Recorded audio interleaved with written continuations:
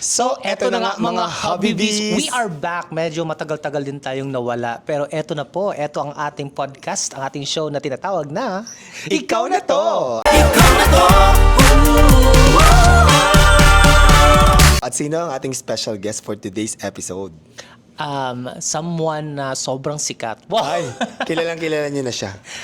It's about time na kamustahin natin siya because syempre ngayon sobrang sikat na Ate Rose actually ngayon kasi 'di ba syempre ang daming mga nangyayari sa buhay niya, sa bahay. Tapos meron siyang bagong endorsement. Ganun. So ang ganda, ang daming blessing. Pero because sobrang daming nangyayari, meron tayong nakalimutan. Ano na palang nangyari kay sino ba? Ang aming special guest for today's podcast ay si Lindy! Lindy, Pasok ka, halika. Lindy, Pasok ka Toots. dito. Magchichismisan tayo. Hello po. Ayan, si Lindy, diba? O, Lindy, kumusta ka? Okay naman po sir sa ngayon. Ayan, kumusta ang school? Si Lindy, sa hindi nakakaalam, marami naman nakakaalam na, pero doon sa hindi nakakaalam, si Lindy ay pinapag-aral namin. Siya ngayon ay nasa second year. Second year college po. Anong course mo, Lindy? Sabi mo sa kanila. Business Ad po. Bachelor of Science in Office Administration po. Ayan. BSOA. Hindi po OA si Lindy Yun lang ang course niya. Office Administration. Ano bang ginagawa sa Second year office? na, no? Second year na si Lindy. Tapos first semester, tama? Yes po. Natapos na naka-survive si Lindy ng 1 year. O, diba? Tapos ngayon second year na siya. Congratulations. So ngayon, ano ba ang office administration, Lindy? Parang pinag-uusapan dun sir yung pinag-aaralan po namin dun yung about sa business po. Sa business? Yes po. Oh, Ano ano mo ba? ba? Paano mag-business? mag-manage, Mag-manage. At ganun. ano pa? Ano po sir, kung ano, yung mga financial, paano gamitin doon. Ay, ang ganun. galing. Parang ganun. Sa accounting din po. Meron May accounting na din si Lindy. Kaya medyo nahirapan doon ako sir sa accounting po. At dahil nahihirapan ka sa accounting, accountant ako, tutulungan kita. Ako mag-tutor sa'yo. Pag kailangan mo ng tulong, halimbawa meron kang hindi naintindihan, nandito ako, di ba? Tutulungan kita. Sige, pag may mga assignment ka, magtanong ka sa akin. Yes, There was po. actually a time na gusto niya mag-shift to accounting. Accountancy, kaya lang kasi... So, ngayon sir, na alam ko na, ang hirap pala nito. Sabi ko, Kasi wag na nga. Nahihirapan daw si Lindy sa accounting kasi parang there was a vlog na tinanong ko siya na, bakit di ka nalang mag-accounting, Lindy? Di ko siya pinipilit tinatanong ko lang siya baka interested siya or what. Eh ngayon, may karoon palang course, ang mga May- basic accounting, ngayong first semester lang May yan. subjects. Apo, sir. Yan, ang accounting at medyo nahihirapan ka. Pero Medyo sa mahirapan simula siya. ganun talaga, Lindy. Pero pag pinag-aralan mo, mag-focus ka, maiintindihan mo din yun. Opo. Doon mo lang mafe-feel kung parang, ay, bet ko ba to parang napipisil ko ba na talagang gusto ko mag-accounting. So tingnan mo muna kasi masyado bang maaga. Opo. Yan. Isa sa reason bakit, dalawang reasons ang may bibigay ko kung bakit natin pinag-aral si Lindy. Una sa lahat, because nakita namin yung potential niya. Yes. Kasi si Lindy, nung nalaman ko na siya ay graduate with honors nung senior high school, di ba? Opo. Sabi ko, may potential ng batang to. Sayang yung kanyang talent, yung kanyang talino. So, bakit hindi natin pag-aralin? Bakit natin i-deprive yung opportunity na yung kay Lindy kung kaya naman pagsabihin yung trabaho sa bahay at saka sa school? Opo. Isa yun. So, okay. Isa sa reason nakita natin na may potential. And then, second is, nakita namin nung nag-umpisa na siya ng schooling, masipag siya. Like, hindi siya yung student na kailangan mong i-remind na gigising na or mag-aral na. Kusa siyang nagsisipag at nagsusumikap because we found out na bago pa lang pala siya, kung napanood nyo yung previous namin na podcast na kasama silang dalawa ni Ate Rose, bago pa lang siya napunta sa amin, pinangarap niya at pinagdasal niya. Kasi sabi niya, ayaw niya sanang mamasukan kahit saan kasi gusto niya mag-aral, pero because of dahil sa kakapusan, napilitan siya mamasukan. Hindi niya in-expect na nung napunta siya sa amin, yes, nakapagtrabaho siya, pero binigyan din siyang chance na makapag-aral. So, nakuha niya dalawang bagay ang nakuha niya in one trip, 'di ba? Yes. So, very blessed and very swerte. Akala ko nga po sir, dati hindi na ako makapag-aral ulit eh. So, sabi talagang na parang nag-give up ka na. Opo, ganun ba? sir. Sabi ko, wala Parang na tinanggap talaga. na lang niya. Tinanggap ko na lang na, ay, hindi na talaga ako makapag-aral nito. Kasi pangarap ko dati, sir, maging teacher talaga eh. Alam mo yan. Teacher talaga ang gusto Teacher niya. talaga, sir. Bakit teacher? Kasi sa amin po, sir, parang kulang yung mga teacher doon. Tapos sabi ko, gusto ko magturo muna sa amin doon. Kung makapagtapos din. Kaso hindi po eh. Hindi na Pero ako ano pag-aral. ngayon, na like for example, like, wala naman yata meron bang BS Ed walang eduk doon, di Wala ba? po, sir. Tapos yun yung nakita naming school. Ngayon na iba yung course mo. Anong nararamdaman mo ngayon? I mean, meron bang sa isip mo na parang, ay sayang sana nag-education na lang ako? Or gusto ko pa rin talaga mag-education? Or nagbago na ba yung pananaw mo? Parang nagbago po, sir. Kasi Bakit? Ano nakapagpabago ng pananaw mo? sabi ko parang ang maganda nito kasi parang pinag-usapan dito yung business gano'n. Tapos sabi ko, saka na lang yung maging teacher, sir. Opo. Pero yung pagiging teacher ba is nasa goal mo pa rin? Gusto mo pa rin? Or right now, sinaset aside mo muna? Sit aside muna, sir. Set aside mo. Focus muna siya sa Focus muna task ako, at yes. hand. Yes. Well, I think in my understanding and sa mga nakita ko, a lot of people, young ones, they decide their course based on the influence of anong nasa surrounding nila and anong mga opportunities na nasa surrounding nila. So for example, sa probinsya, no, maraming nagti-teacher because yun ang mga nakikita nilang opportunities na kailangang pasukan sa lugar nila. Isa yon. Yung iba nagsusundalo because yun din ang nakikita nila sa, for example, sa bukid, ganun. So it's really kung anong nai-influence ng mga nakikita mo. That's number one. And although right now nasa ibang kurso ka, yung kurso mo, I'm sure if someday tatawagin ka maging teacher, pwede ka pa rin naman maging teacher. Kasi any course actually, you can teach basta you get some additional units. teaching Teaching units lang. Oo. Parang pwede naman siguro, sir, kasi mag-aral ka lang 2 years. Gano'n. Oo, Pwede ka may maging mga teacher. teaching units lang, kailangan mo lang kunin, diba? Ngayon lang question ko sa'yo, ano yung mga challenges mo? Ngayon na halimbawa, nag-school ka, tapos nagtatrabaho ka sa amin, anong mga challenges mo? Or meron ka bang mga bagay na you feel na parang nagiging detractors mo sa pag-aaral mo? O napapagsabay mo na maayos? How is your time management? Ano sir, napagsasabay naman kasi hindi naman mahirap talaga yung trabaho dito eh. Kaya may time pa ako mag-aral sa gawain po dito. Kaya yan, ano ko po yung... Kasi ang pag-aaral mo, every when ba? Saturday and Sunday lang po yun. Yan. So weekend. So talagang si Lindy... Wala bang Friday? Wala siyang Wala na Friday po ngayon. ngayon, sir. Last year meron. meron. Friday, Saturday, Sunday. Ngayon, 2 araw na lang. 2 araw na lang. Kaya mas okay na pag na-manage ni Lindy. At believe ako sa batang to because imagine mo yung perseverance at determination niya na magtrabaho ng Monday to Friday tapos mag-aral ng Saturday, Sunday. Kasi kung talagang gusto mo, may paraan. Gagawin mo talaga ng paraan. Opo, sir. Yan. Nag-enjoy ka naman sa school. Opo, sir. Nag-enjoy naman po. Kamusta naman yung social... may mga barkada ka sa May mga barkada ka school. ba, friends? Mga friends ko na po lahat ng mga kaklase ko. Kasi konti lang naman po kami eh.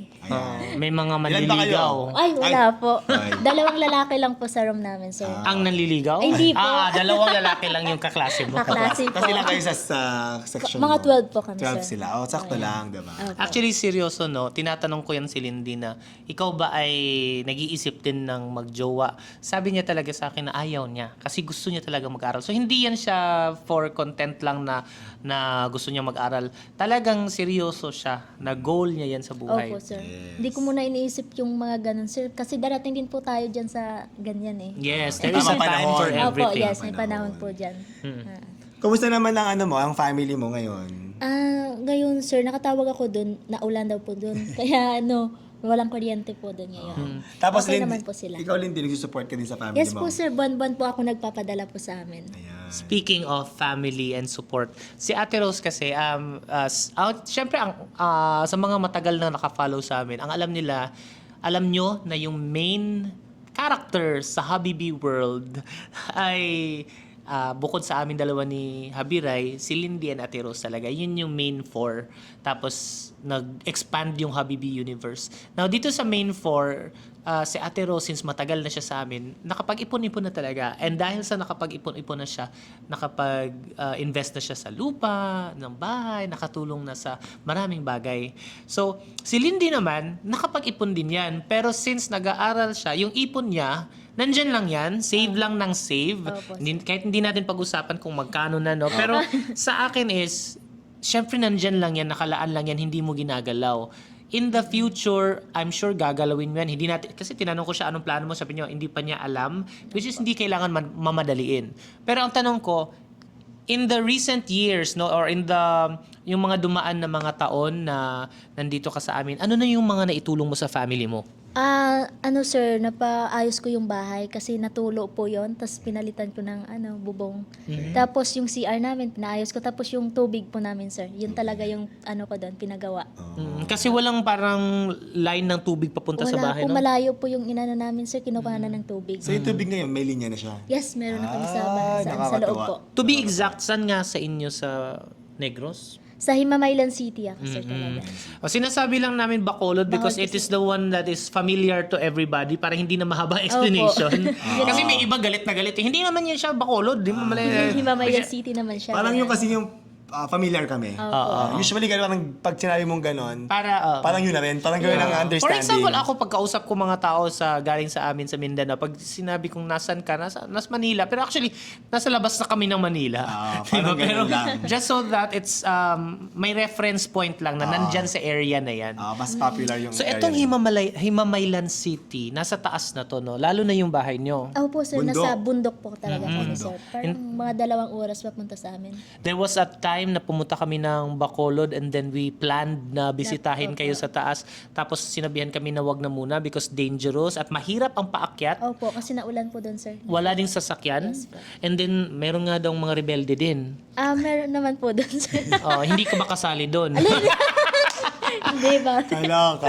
Oo, so ganun isa sa mga challenges. So medyo sadyain talaga yung lugar Opo, nyo. sadyain po talaga yun, Kaya if you can imagine, no, with this context and this understanding of the context of her house, maintindihan mo kung bakit siya nag-prioritize na lagyan talaga ng linya ng tubig. Ayos ang bubong. Anong hanap buhay ng family mo? Si tatay ko po nasa lang, bukid lang po sir eh. Nagtatanim ng mga gulay, ganun. Ang nanay mo, Si mama ko nasa bahay lang po. nag-aalaga ng mga Nag-aalaga kapatid mo. Ilan lang. kayo magkakapatid nga uli, Lindy? 7 po kami. Uy, ang dami niyo pala. Opo sir. Pangalawa Sorry, po ako. hindi ko alam. Hindi ko actually Hindi masyado ko rin alam. masyadong alam, kaya tinanong ko nga din si Lindy. Pangalawa po ako. Pangalawa si Lindy. Ano, may mga trabaho na ang mga... Panganay may asawa na. May asawa na po yung panganay sir, may isang anak po. Tapos andun sila sa bahay ngayon. Ayun. Pero mga magkapatid, nakakapagpadala, tumutulong sa family? Ako lang po yung nagpapadala din sir. Full breadwinner ka. Yes po, para ako na din po yung breadwinner po. So, kumusta naman? Ano naman ang sabi ng family mo sa'yo nung pupunta ka dito sa Habibi, tapos ngayon, ganyan, nakakatulong ka? Masaya sila sir kasi ang babait po daw po ninyo. Napunta ako dito sa inyo. Wala, hindi naman sila sure kung ba ito. Joke lang. Tapos, Content lang yan, bait-bait namin. so ngayon, actually, matuturing namin na swerte yung pagpunta din ni Lindy sa atin, diba? Kasi naswertehan na nakausap niya si Ate Rose, diba? Ayun. Review, sa mga hindi nakapanood nung previous vlog, let's do a short review, no, kung ano talaga yung dahilan kung bakit siya napunta sa atin. So, ikaw nun ay nag-work, di ba? Opo sir. Tapos si Ate Rose, hindi ko yan kilala. Parang nakukwento lang ni mama na si Ate Rose daw pinsan ko, gano'n. Tapos nakikita ko sa mga vlog na din. Kasi nag-vlog na din nun sa Pero Ate never Rose. pa kayo nagkita ni Ate Rose? Hindi pa po. Nagpunta daw po siya dati sa bahay pero maliit pa po ako sir. So, hindi mo pa Wala kang maalala. memory. Hindi ko pa naalala na si Ate Rose pala yun. Tapos, nung na yun sir, nagtatrabaho po ako dun sa Bacolod. Parang naisipan ko, sabi ko, tatawag ako kay mama. Tapos walang paludan sir kasi bawal akong lumabas doon. Sabi ko, nag-aanap ako ng online. Sabi ko, sino kayang pwede ditong hinga ng load? Ganon.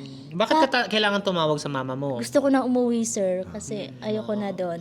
Medyo challenging. Panoorin ko na lang yung pinakaunang episode nitong ikaw na to. Pero nandun yung explanation na medyo sobrang nahirapan siya, medyo challenging yung Opo. pinagtrabahuan niya, kaya gusto niyang umalis, kaya gusto niyang tawagan yung nanay niya. Pero since wala siyang load, Nag-chat ako kay Ate Rose, kamusta? Sabi nga nun. Tapos Nagpakilala ka na ako sa ganito, ganyan. Or kilala ka na parang niya? kilala na po ako ni Ate Rose, sir. okay. Sabi ko, hi nang Roslyn, gano'n yung tawag ko sa kanya, sir. Tapos sabi ko, pwede bang manghingi ng load? Pantawag lang. Yes, sige, send number. Ang bait naman ni Ate Rose. Sabi ko, Bigla na lang, Opo. walang sabi-sabi na no or hindi. Hindi po. Diretso agad, Kasi diretso. yung hindi man lang niya in-investigate kung seryoso ka ba or scam ba yun. Hindi po, sir. Yung iba kasi nagtatanong, bakit? Anong gagawin mo? Ganon.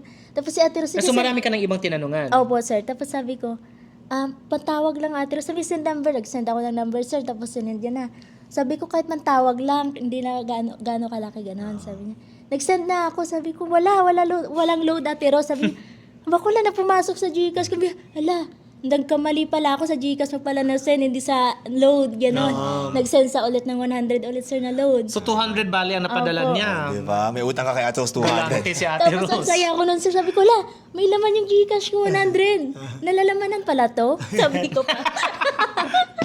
Anyway, so Wala doon kasi. nag-start si Lindy na Oo. parang sinuwerte siya na pag at that moment, diba, na mayroong tao na kakilala niya na walang alinlangan na tumulong agad sa'yo. Na, Opo. masasabi kong swerte yun na eh. Swerte Kasi- yun because kadalasan pag may nagtatanong sa atin or magme-message na mahingi, hindi ka agad magbibigay. Bigay, oo. Pero Diba? that time, siguro nasa mood si Ate Rose o magaan sa loob ni Ate Rose na sabi niya, sige magpadala ako. Sobrang, ganun. Nakakatuwa. So ayun, parang for me kasi, yung swerte ni Lindy yun, dadala na niya yun eh. Dala-dala niya hanggang sa pumunta siya sa atin. Yun na Tapos, yun, sir. ayan, nakapag-aral ka, di ba, nagkaroon ka ng magandang trabaho, and all of that. Plus, naisama pa namin si Lindy sa Sa Europe. Di ba? Alam mo, dati, Lids, may time na sabi ni Lindy sa akin na hanggang ngayon, para siyang nananaginip pa rin pag, Nananaginip pa rin. pag tinitingnan niya yung Picture. balance. Oh, yung balance. Yung balance ng yung pera niya. Kasi sabi niya dati, like for example, yung 100 nga, di ba? Na Oo, binigyan siya ng 100 sa saya ko Gcash. na. Sabi niya, hala, may 100 ako, may pera. Pwede pa lang ito magkalaman. Ganun. Pero ngayon, tinitingnan niya, ang laki-laki na ng amount na to dati sa akin, parang imposible ko na makuha. Pero ngayon, meron kang ganun. Kasi Meron tinuruan natin si Ate Rose at saka si Lindy. Kung mapapanood nyo kung paano kami nagsimula. Like si Ate Rose din, kung paano nagsimula at saka si Lindy. Wala talaga silang alam sa finance Financial management. management. Wala talaga Wala, alam kung wala paano po nag-open talaga. kami pa nag-open ng bank account sa kanila. Tinuruan namin kung paano mag-manage, ganyan. At natutuwa ako na nagbunga yung pagturo namin sa kanila na talagang masasabi kong, yun nga, swerte kayo at swerte rin naman kami sa inyo, di ba? That's very true. Tapos, ang nakakatuwa na nung dahil nga si Lindy ay naisama namin sa Europe, di ba? Talk about Europe, swerte din yung pagkakasama ni Lindy sa Europe. Yan ang pag-uusapan Oo, natin di din. ba? Kasi maraming nag-question at Oo. nag-bash sa amin noon na Bakit hindi si Ate Rose? Bakit hindi si Lindy? Mas nauna si Ate Rose pero si Lindy ang sinama. Unfair daw. Sobrang favoritism daw. Kawawa naman si Ate Rose. Ganon. Dami ko So, ng basher nung natanggap Oo, doon. di ba? Binash ka. Opo. Ano naramdaman mo nung binash ka ng gano'n? Sabi ko, grabe naman itong mga tao, hindi nila alam kung anong nangyari talaga. Yan. Grabe Ganyan naman talaga mga magsalita, tao. Kung ganon. sa mga napapanood nila, konti lang, pero ang dami nilang iniisip na masama. Na At hindi, pinapangunahan nila. Pinangunahan nila. Gumawa sila ng sarili nilang kwento Kwento sa sa isip utak nila. nila, sa Yan. isip nila. Pero ano lang, recap lang, ang nangyari doon, although na-mention na rin I naman don't natin. think daw. Diba? I think we talked about it in one of our short vlogs before. Short vlogs, pero so may mga hindi Oo, nakaalam. ang story talaga nun kasi, that is supposed to be kami, may kaming trip tour, Habibi Tour, with the travel agency na in-sponsor kami ni Happy David. Tapos sabi namin ni Happy David, ay, since na-sponsor tayo, gagawa ng group tour, bakit hindi namin isama yung mga mama namin? So bale, it's like this. In that group tour, there are 15 slots. Sa 15 slots na yan, we will market that tour para may sumali sa tour. Siyempre, magbabayad sila, di ba? Pero kaming dalawa ni Rai, nakasama dyan sa 15, libre kami. So, sponsorship siya. So, libre kami, tapos we will promote it para may sumama. So, para mapuno yung slots. Now, ang nangyari is, since sabi namin ni Rai, since libre naman tayo, tapos mag-i-enjoy tayo nun, why not isama natin yung nanay natin? So, sabi ko, isama ko mama ko. Sabi niya, isama niya na mama Mama niya. ko, tapos saka ate ko, kasi yung mama ko at ate ko, para kung pareho silang nanay. Kaya sinama ko silang dalawa. Sila rin naman dalawa lang ang babae Oo. sa pamilya. So, ang nangyari is, binayaran namin. So, okay, eto na yun. 15 slots, yung dalawa libre. Yung 3 slots, binayaran na namin. So, paid Yes, na yun. Paid na yon, yung 3 slots na yon. Tapos, ang nangyari nun, nung mga 3 weeks before the flight, before the trip, biglang nag-back out ang ate ko. Bakit? Kasi bakit nag-back out si ate? Dahil nagkataon na pumasok doon sa date ng tour yung 50th birthday ng brother-in-law ko. So, syempre, immediate family ng ate ko yun, diba? So, nagsabi sa akin, nagpaalam sa ate ko na pwede bang hindi na ako sumama kasi yung asawa ko nga is mag-50th and it's a milestone. It's a milestone celebration. Kaya, wala na akong nagawa. Sabi ko, sige, okay lang. And then, ang ginawa namin is, naghanap kami, kinonta ko yung travel agency, naghanap kami na pwede bang maipalit kayo sa ate ko. Tapos, i-refund na lang ako kung ano yung nabayad namin.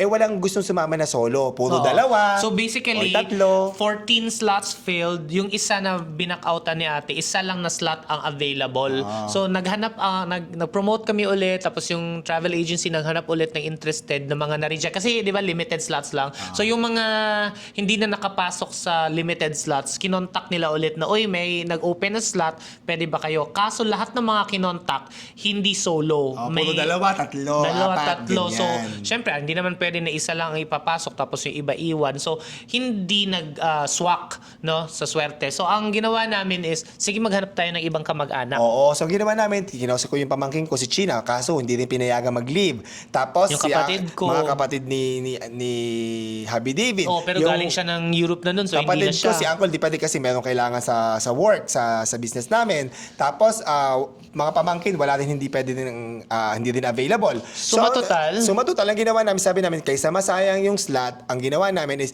bakit hindi bigay natin kay Ate Rose? Yes. Si Ate Rose lang Si Ate Rose nasisip talaga namin. yun. Sabi No ko, sige. questions asked. Hindi yan siya afterthought. Si Ate Rose talaga. Sabi namin, sige, kukuha natin ng passport si Ate Rose. Pero dahil kukuha na ng passport si Ate Rose, isama na rin natin si Lindy. For future purposes. Pero wala pa nun si Tia Julie sa bahay namin. Wala pa. Dilang dalawa pa lang yon. So isinama namin ngayon si Ate Rose tsaka si Lindy para kumuha ng passport. Para pareho na silang may passport. Ngayon, pag-apply ng passport, nagkataon nun sa passport is nagkaroon ng hit si Ate Rose. No, sa Ano passport nga? kasi nun, passport tayo una, di ba, dumiretso? Opo, passport. Tapos pagpunta namin dun, may mga requirements na kailangan na NBI. kulang. May pa may Oo. NBI? Oo, basta kailangan, syempre kailangan namin kumuha ng NBI para sa passport. Sabi ko kay Ate Rose, wala naman problema ikaw sa NBI. Nakakuha ka naman ng NBI before Ate Rose. No? Sabi niya, yes, nakakuha na siya. So wala naman, hindi naman daw siya nagka-problema. So, madali lang yan. So pumunta kami ni NBI. Nagulat ako, may hit. May hit si Ate Rose. Siya wala. So okay siya, sabi namin. So kahit may hit si Ate Rose, sabi ko, let's not give up, hanapan natin paraan. Ganun. Tapos ano pa yun? Tapos nung it took parang 1 week Oo. bago ma-release yung NBI. But tatandaan nyo, kapag pag pupunta kayo ng Europe, kailangan may mga schedule ng appointment ng visa application yan. So kailangan mong pumunta sa eksaktong date ng appointment. Eh, ang nagkataon nun, kailangan na talaga namin maglagay doon kung sino inaasikaso na ng travel agency. Hindi pa lumalabas ang passport ni Ate Rose, kailangan na nating mag-set ng visa appointment. Yeah. So, ang nangyari, dahil kaysa mawala yung slot, si Lindy ang pumasok Oo. sa visa appointment. Swerte talaga yun. Kaya sinuwerte talaga si Lindy, di Oo, ba? kasi basically wala talaga siya sa plano nun. Tapos, since ikaw ang nandyan, may passport ka na, kaya kinuha na namin siya ng passport nga because if in case in the future magta-travel kami kahit Hong Kong or yung sa mga malapit lang, Meron na available. available na, Oo, so diba? ganun. Pero wala siya sa plano isama sa Europe. But it's just because nagka-problema kay Ate Rose, meron na, dumiretso. Ang bilis kay Lindy eh. Ang bilis kay Walang Lindy. problema sa NBI, walang problema sa medical ba yun? Wala, Oo, lahat. may mga sa ibang requirements, dire-diretso kay Lindy eh. Tuloy-tuloy. So sabi namin, ikaw na lang talaga kasi ikaw nandyan. So yun. Tapos, hindi pa doon natatapos ha. Nung lumabas ang passport ni Ate Rose, sabi namin, nakakuha na ng visa si Lindy nun, di ba? Nakakuha siya ng visa appointment Visa schedule. appointment. Sabi namin, pero baka pwede pa rin ihabol si Ate Rose. Oo. Tinawagan namin ng travel agency, nagpaset kami, pag-check sa schedule, wala na Hindi na talaga. talaga mahabol Wala si Ate nang Rose. slot We para really kay Ate did our Rose. best, oh. So ginawa namin lahat. Kaya talagang pumunta kay Lindy yung slot. A lot of people will still not believe that story. Kasi may time na we tried to explain that, tapos parang sa kanila hindi sila naniniwala. Kunwari na lang Sabi daw nila, yun. favorite daw si Lindy. Binabas si Kunwari na lang Lindy. daw yun na sinasabi na pinaglaban talaga si Ate Rose, pero hindi talaga. Eme-eme na lang yun para hindi masaktan daw si Ate Yan Rose. po talaga ang Hindi wala totoong kaming magagawa kung ayaw nyo maniwala, pero yun talaga po ang nangyari. Yes. And si Lindy, sobrang swerte ng batang to. Sunod, kasi dire-diretso nga yung requirements, even sa visa, ganun. Smooth yung process Oo. lahat. Walang aberya. Oo. Tapos, sabi ko nga sa kanya, yung papunta pa lang tayo ng Europe, sabi ko sa kanya, alam mo, sobrang swerte mong ba? Nasa papuntang airport sabi ko, sobrang swerte mo. Pero girl, maniniwala ako sa swerte mo kung pati sa immigration wala nang tanong-tanong sa'yo. Oo nga. Ayun, Sabi ko, ayun mas magiging maniniwala kami swerte ka kung yung immigration offers na mapupuntahan mo is follower o kilala ka. Anong nangyari, Lindy, nung nakapila na tayo sa Sabi ko, immigration? ano ba yung immigration, sir? Interviewin ba ako doon? Oo, Tapos sabi ko lahat ng mga yung totoo lang, yung itinerary natin sa Europe, yun lang sasagot mo. Tapos sabi niya, sir, susunod lang ako sa'yo kasi pag may tanong, tawagin mo ako. Tapos sabi, Nakaabang si Rai. Opo. Tapos nung ando na ako, sabi, hala, si Lindy to ah. Oo. Yung immigration Kailangan niya, officer. Lindy, halika dito. Palapit pala si Lindy, nagmagana ang immigration officer. Ay, hello po sa inyo kung nanonood po kayo dito. Tapos yung katabi ko, followers din sir, yung mga ano doon, nagpipila doon. Tapos sabi niya, itinanong lang yung pangalan niyo sir, ganun lang. Yeah, okay na. Baka okay na po? Sabi niya, sir, may tanong ah. So, nakapasok agad. Tapos diretso na si Lindy. Ayan, nakakatuwa, di ba? Napakaswerte talaga. I don't think there was favoritism there, no. I think it was because na-establish lang ng immigration officer na truthful ang magiging trip na kasi the reason bakit may interview sa immigration na booth is or sa immigration officers is because they wanna make sure na hindi ka mag-TNT or you're not nababalik ka. at hindi ka nagsisinungaling sa purpose of your travel. Oo. Yes. So because nandun kami ni Rai and nakita nila si Lindy and na-vlog na namin yung aming magiging trip and may clear plan and meron nga kaming nirelease din doon ng mga destinations.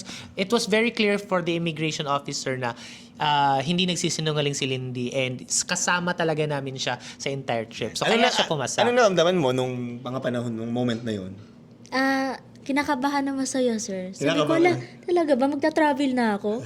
Kasi first travel ni Lindy yun. International agad. Europe agad, di ba? Europe O, yan. agad. Ayan. O, yan. Tapos, Hindi pa natatapos ang swerte ni Lindy dyan.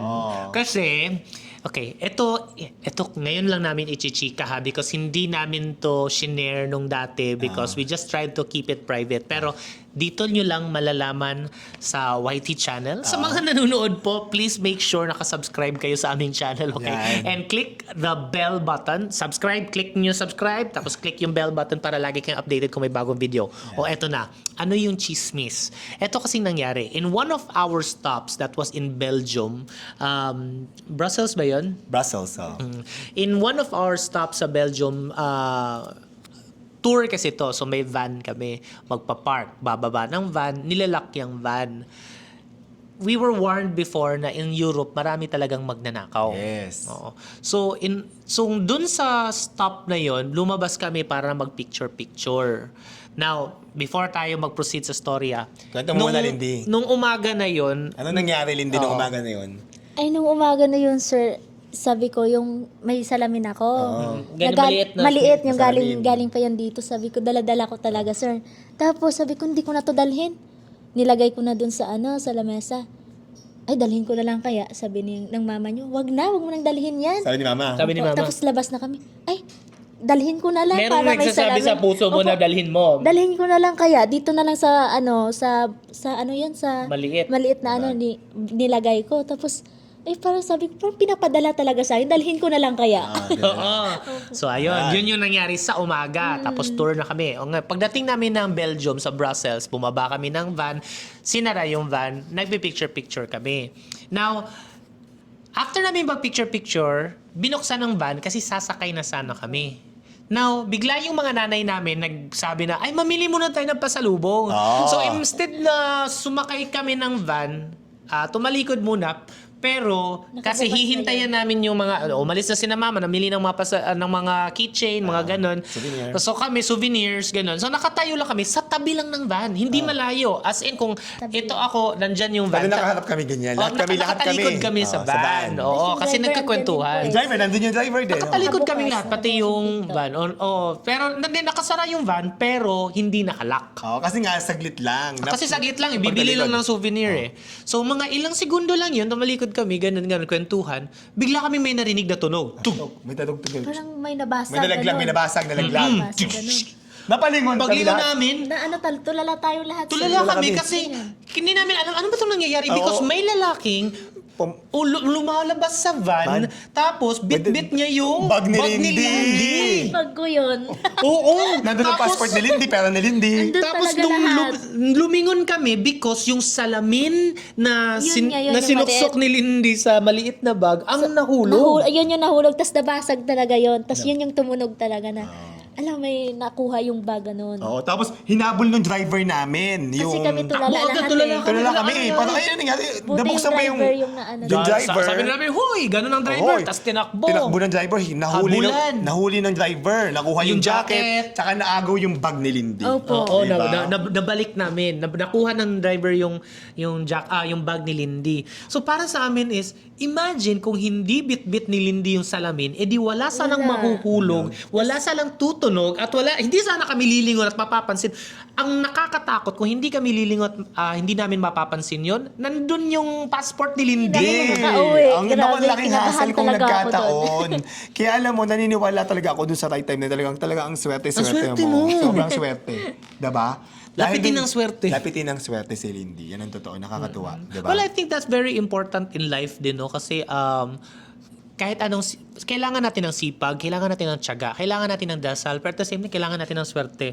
So, tinatanong ko minsan, ano ba yung sikreto para magkaroon ng swerte sa buhay? And I think it's really because bumabalik sa atin as good karma, as swerte, yung mga kabutihan na ginagawa din natin. Lalo na if we do things out of love and mabuti talaga yung puso natin.